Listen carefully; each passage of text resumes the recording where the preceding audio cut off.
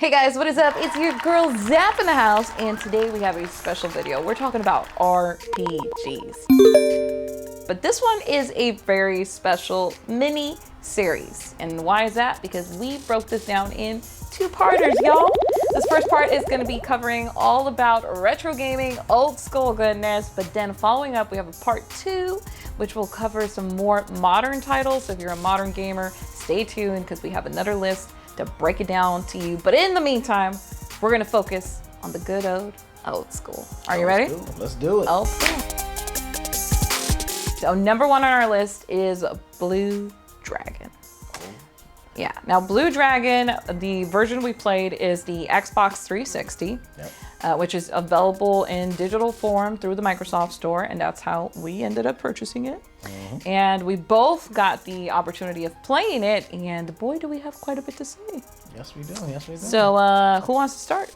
I will start it. All I will right. start by saying that if you are a fan of Dragon Quest and you like Akira Toriyama's art direction style, you know, Dragon Ball Z, Dragon Quest, then I think that you'll really enjoy Blue Dragon because that aesthetic stays pretty much the same.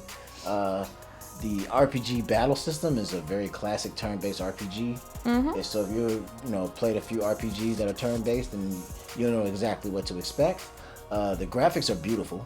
Yes. I love the art style that they went with because it's a lot more timeless. So even though it's a 360 title, it still looks pretty good to this day. Still holds up. Really, it does hold up. The only thing that didn't do it for me was the voice acting. Yeah. Luke!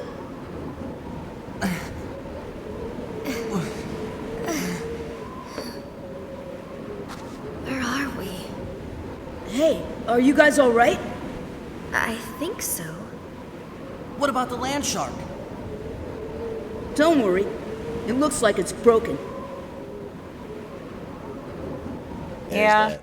it kind of sounds a little lame, monotone, really. But it gets the job done. It tells you the story, which is essentially what you need to know in any game. Of course, an RPG, most of all.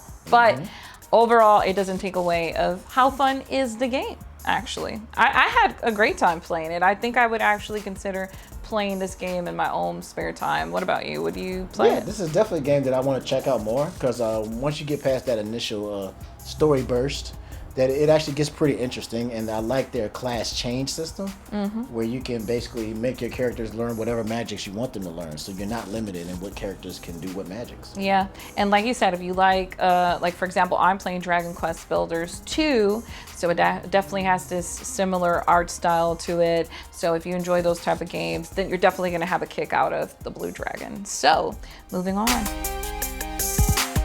Number 2 on our list, and this one will be me because it's Yokai Watch 2 Psychic Specters. Now, for all those 3DS fans, there's plenty of Yokai Watch games. I could have chosen anyone, but this one specifically has a special place in my heart. And that is because the decisions that you make in this game will affect greatly your gameplay, but also your ending.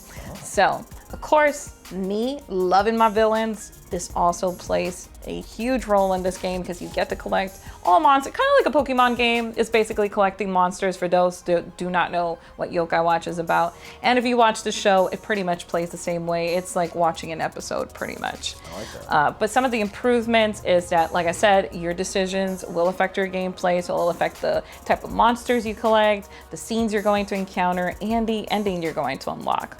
But also it works with real time, so it will work with the clock that you have set up on your 3DS.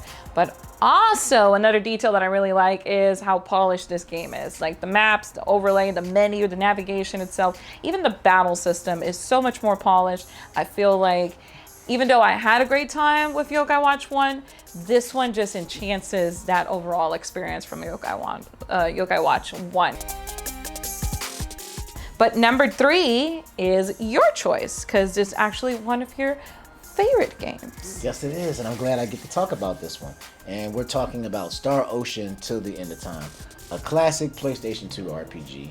And is one of the reasons I really enjoyed this game because Star Ocean is one of those franchises that pioneered the action style of RPG that you seem to be so very fond of. Yep, there's a pattern going on. Yeah, you'll see that. And so it does a mix of action with turn-based. Okay. The story is very, very open, and I love what they do with the characters. It has one of my favorite characters of all time, Mr. Fate Lion God, who is the main protagonist of the story. Ooh. And I also love it because of the setting. You know, most RPGs kind of stick with that whole fantasy, medieval kind of feel to it. Yeah. Whereas this one takes place in space. So That's this is really like a space odyssey. So you go to planet, exploring those worlds, collecting resources, and it also has a pretty intense crafting system as well. Nice twist to it. Yeah, definitely. A space RPG? Space RPG. Interesting. I might need to check it out. Now, moving on, number 4 on my list is Fables. But if I were to choose one, it would be specifically, let me look on my list again, Fable 2. Fable 2. And the one I played is actually the Xbox 360 version. Well, you actually played this game. Yes, you actually played this game. So let's start off, before I give my opinion on this game, what do you think about Fable 2? Fable 2 is a very, very fun game. Like, I love a lot of the things they do with this game. Like, one of my favorite things about Fable 2 is the good and evil system. How basically you can either be a good hero or an evil hero. Ooh. And how you do that actually affects how people treat you in the game. So like if you go the evil route, NPCs will kind of stay away from you. True. Like, oh, he's so bad. But if you're good, they'll like kind of worship you and adore you a little bit more. And I love those little things like that in games. Like, that is true, because now that I remember, when I was playing the, you have like side quests, so you can fulfill some things in the village. There was some things that are more on the mischievous side. I was like, so if you do it, yeah, it's like, yeah, people see you as the bad guy. But I did like the story of the game, even though it's set in like this medieval period, and the story it starts kind of innocent at the beginning, but it's very unpredictable, and where it's leading to is kind of dark, actually. Yeah, it definitely takes a turn that you don't expect. Yeah, it's a very dark story. But also, I just like how tight the controls are, how smooth it plays out. Even for an Xbox 360 version, it's pretty amazing how well it plays out. But also just the options. Like, I feel like the leveling up system is really good. How they explain and break down everything you need to know in order to advance in the story is really well done. Even navigating through the menu is pretty simple and easy to understand. And I do appreciate a nice, simple menu, straight to the point, where it explains to you from point A to point B, and you know exactly what you need to do. Oh yeah, for sure. I definitely love the leveling up and skill tree system, because it basically lets you cater the game to how you want to play. So you want to be a melee guy, you want to be a magic guy, you want to blend. Like, it gives you the ability to kind of play around and to your own play style. So, yeah, which is amazing, because then every experience will be unique and different for each player. This one is special because, like I said, it blends the world of Mario and Luigi, but also Paper Mario. And I love it. It's called Paper Jam. So you get to see both worlds. You get to interact with both worlds. You get to see a unique story and plot to it, where two Bowsers are trying to take over the world. And it's up to you and your Paper Mario friends to solve it and save the world. So yeah, double the trouble, double the heroes. Yeah, so sounds cool. It sounds really cool, but also it's just lends to so much unique abilities, skills, and even the combat system itself. So it lends from, you know, Mario and Luigi, which we both know it's freaking phenomenal when it comes to the battle system. Yes. But then you add Paper Mario's combat system to the twist, and chef kiss. It is really good. This one is, again, another one of your favorite games, I guess? Yes, it is, actually. Yeah. I very much enjoy this game because it, for all you RPG fans out there, if you like a good classic JRPG, then you can't go wrong with a game called Squeak It. Squeak It is a PlayStation 1 title, and it has amazing music. Okay. A easy to learn but difficult to master combat system. It has beautiful graphics that still hold up to this day. And it has an amazing story full of a large cast of characters, which actually affect your story, because certain characters in the game you can not get if you go certain routes, or if you make certain choices, you miss out on certain characters, or if you do certain things, you get certain characters. So each playthrough, you can end up with a totally different party from one playthrough to another, depending on how you play the game. So it's very interesting in that way, because the story can somewhat change here and there. Like it has, like I said, that classic turn-based battle strategy, and it does something a little different with it that I'm not gonna tell a little bit too much of, because you got to play it to see it. But it's one of those games that just, no matter how many times I go through it, I always have fun with it, and the characters are always so enjoyable. Can't get words out of my mouth today. Very excited. Moving back to the 3DS, because you know I'm your 3DS girl, so it is what it is. We got to bring up another 3DS title. It's, of course, Ever Oasis. But before I talk about Ever Oasis, if you're enjoying this list, you know what you need to do. Smash that like button, and while you're at it, click that subscribe button, which I don't even know where it is nowadays because YouTube keeps switching it up, but it's somewhere around here. Man, what a game. First of all, I'm a big fan of Level 5. I love Level 5 as a studio, because every game they create, it just, Am I allowed to do 2 chef kiss in this video? Go for it. Chef kiss. Oh yeah. It's amazing. It's simply amazing. So first of all, even though I don't remember the name of the developer, I do know that from an interview that they did to him when it came to Ever Oasis, he said that he's worked on other projects such as The Secret of Mana, The Legend of Zelda, Final Fantasy, and many other projects. And he took all the best elements from each game and wanted to mesh them together and build a unique IP. And that's where Ever Oasis is born. And Ever Oasis is an action RPG. So of course you are in this, in the middle of this desert, you're a child of light, and your goal is to create an everlasting oasis and of course eliminate chaos once and for all. And it's such a simple story, but it's really fun. It has management elements to it, because of course you gotta take care of the village, fulfill side quests. It has a crafting system, so you can craft weapons, items for your journey. You also gather a bunch of stuff, but also you can send people, which is pretty cool. I actually like that. You can set expeditions and send off different teams to gather those resources for you. Okay. And you don't even have to do it. So you can delegate different roles, like a person to take care of your garden, or a person to gather resources, or a person to even fight enemies and then bring all the treasures and the loot back to you. Oh, okay. Yeah, okay. so it's pretty cool. And once you complete it, they even have like optional puzzles and things like different special caves where you can unlock and just battle for fun. But moving on, number 8 is a choice of yours, and that is Star Tropics. Oh yeah, and I know the first thing people are gonna say is Star Tropics an RPG? And I would argue that it is. It has a grid-based action battle system. okay. It has characters, NPCs. Okay. It has a story. Has upgradable equipment, and it's pretty good game. I actually love it.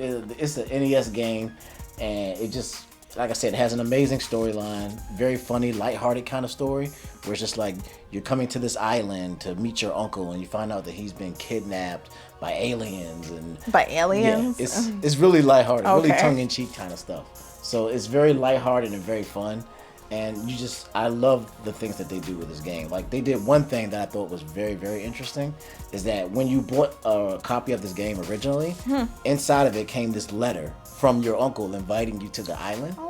And once you get to a certain point in the game, I'm not going to completely spoil it, but that physical piece of paper that they put in that box actually plays a part in the game. Ooh. And it's like, it helps you solve a puzzle in the game when you do something very specific, and I'm not going to spoil that part. It's pretty cool. But moving on, I have, again, are you surprised? Another 3DS title. Here we go. Yeah, and this time we're going with Monster Hunter Stories. That's a good one. Now, this one is a little bit controversial because in the community of Monster Hunter, they don't really consider this a part of the Monster Hunter main timeline. When it comes to games, of course, it is a spin-off, but I think that it's really did a really good job in being its own unique thing. If you love Pokemon, if you love Yokai Watch, pretty much I would just put it in that same group because all you do is just collect monsters, create a team, and go on epic battles. But it also has some really unique things, like, for example, you can blend skills of 2 monsters and evolve a whole new creature to own and find out what abilities or unique skills they'll unlock. Ooh, yeah, okay. so it's pretty cool. But also, you know, you got to take into consideration what you wear, the type of armor you have for the different environments, because each environment is very interactive. So if you're in snowy mountains, you need to consider what you're wearing because your character will react to it. Not only your character, but your monsters too. Oh. Yeah, so sometimes you have to give them certain items that they can ingest and they'll stay warm. Oh. Okay. Yeah, because if not, it'll even affect them even in their battles too. Very cool. That's pretty unique. It has its flaws. I think you'll see it sometimes where it's glitching in the village. Like certain characters, I don't know if it's like the rendering process or what it is. It sometimes takes a little bit longer for it to load. So you'll see like a mask of the character without it being fully loaded. Yeah, so I'm thinking it's probably like a rendering problem. But if you don't really care too much for it, the game is still pretty enjoyable. But moving on, number 10 is your choice. What did you choose? This is one that I really enjoy. It's called The Last Story. And the reason why I enjoy this one so much is the very unique combat system that this game has. In this game, it is a action-oriented RPG game. Okay. But there's also a cover system where you can actually hide behind certain objects to sneak up on your enemies and get special bonuses for sneak attacking your enemies. It also has a little bit of a shooter feel to it because you can actually attack enemies from a distance using your crossbow. Okay. It also has some turn-based elements where you can switch between different characters and guide their actions. Okay. And it's just very deep combat system. But you're not done because there's more to this last story, but it's another game. Oh, what are we talking about? Yeah. Oh, we're talking about Quest 64, and I know I'm going to make some people angry with this one.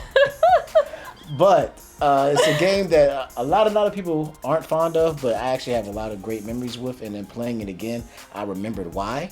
Because I absolutely love the battle system in this game. This is a magic-based RPG, so there are some melee attacks, but it's mostly based on your magic. And it has a Avatar kind of feel to it because you have your 4 elements, your wind, your water, your earth, your fire. Yeah. And how you mix those elements determine what spells you can do. So as you level up in the game, you level up your ability in each element. So, I level up my earth to level 3, I level up my fire to level 6 or whatever. And how you merge those skills together will determine what magics you can perform. So I think that was a very interesting, unique way to do an RPG. And if you are an N64 owner and you love RPGs, this is one of the few games you can get. So, Yeah, because the 64 didn't have a lot of RPGs. It kind of was on the dry side. Yeah, so if you want an RPG for the Nintendo 64, I suggest you give Quest 64 a try. Yeah, I would suggest giving it a try because I think it deserves a little bit more light than it gets. Yeah, which I think it's a really cool thing about this video because like us now as adults, we can go back and have the opportunity to try out these games that maybe back in the day we just missed out on. Yeah, very true. Yep, which leads to our very last game, but it starts with the letter T and it ends with the letter A. It's something along the lines of Tales of Symphony. Yeah. And we both got to play this game, so Yes, we did. We both played it. we got a lot to say, a lot to unpack. Well, first let's make note that we played the remastered version. Yes. So I've heard that the original version and the master version are a little bit different. So we're talking about the remastered version, right? The remaster version that we played on the Xbox Series X. The game looks very good. The graphics have been updated and they look absolutely amazing in this game. I absolutely love the soundtrack of this game. The music is very fitting for what the game is. And I feel like the story, once it gets started, is a pretty good story. Yeah. And I like it. I like how Yeah. how it looks, because I was telling you this earlier, when I was first playing it, it really reminded me of a 3DS game. Yeah, definitely. It just felt like I was playing a 3DS game, and it kind of gave me hope too, because I was like, wow, a 3DS game would really look good if remastered, or let's say if they just went with a style like that, a 3DS style, it would look really good. Yeah, I definitely agree. Yeah. It definitely looks like it could fit right at home on a 3DS. Yeah, it just fits super well.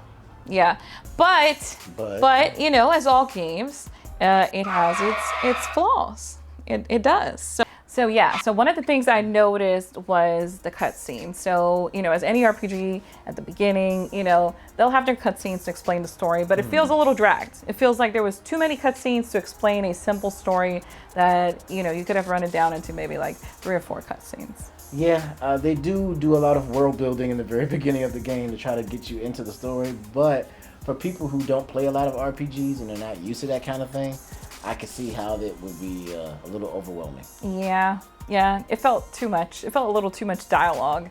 Another thing that I kind of noticed was the combat system.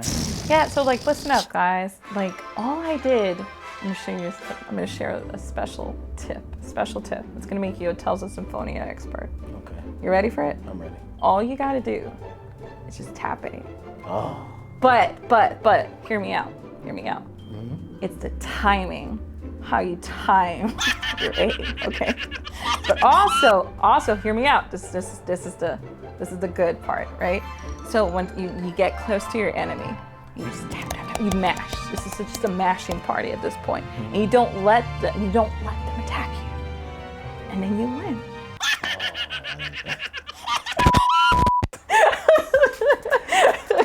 What she is referring to is kind of an issue that I've seen, and I'm not sure if this is an issue in the original version or not, but in this particular version, attacks basically stop animations.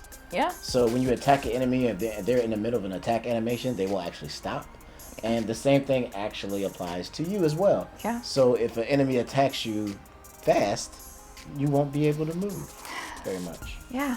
Yes. Which I guess is one of those common lessons learned in early RPG development. Anything else we wanna? No, I think we've hurt enough people's feelings at this point. Pretty much. And hey, if you disagree, that's what the comment section is for. So make sure to comment below if one of these games are your favorite RPGs, if any of these titles ring a bell, or if they're new and you might want to give it a try, or if you completely disagree and you think we might give it a shot to the original version of Tales of Symphonia. Who knows? Maybe we might enjoy it. I don't know. Maybe our opinions might change. The world may never know. But